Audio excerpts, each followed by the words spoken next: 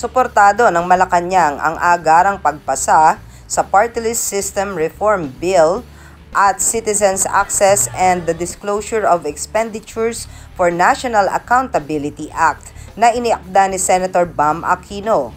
Kasama ang dalawang ito sa 4 na panukalang batas na ipinapaprioridad ni Pangulong Ferdinand Marcos Jr.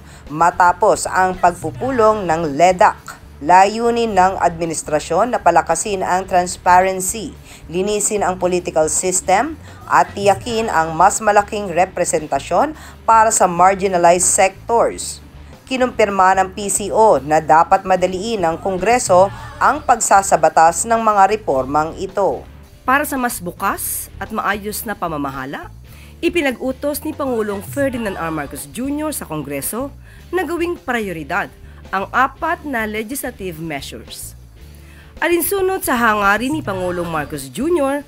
na magkaroon ng bukas at inklusibong pamamahala, ipinag-utos ng Pangulo sa Kongreso na gawing prioridad ang Anti-Dynasty Bill at Party List System Reform Act.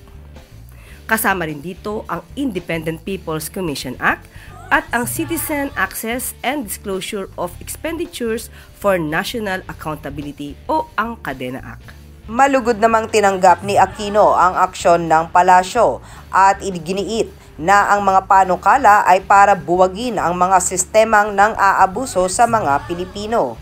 Layunin ng Party List Reform Act na tiyakin na ang sistema ay nagsisilbi sa tunay na marginalized at hindi sa political dynasties. Samantala, ang Kadena Act ay magtatatag ng full at real-time disclosure sa lahat ng transaksyon ng gobyerno gamit ang isang public digital ledger bilang panlaban sa korupsyon.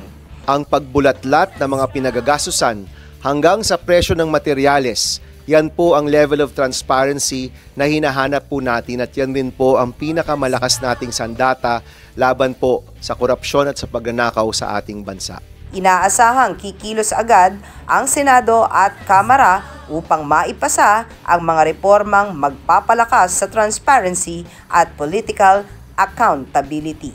Ako po ang inyong kaibigan, Clarissa de Guzman, para sa Balitang Unang Sigaw. Unang Sigaw.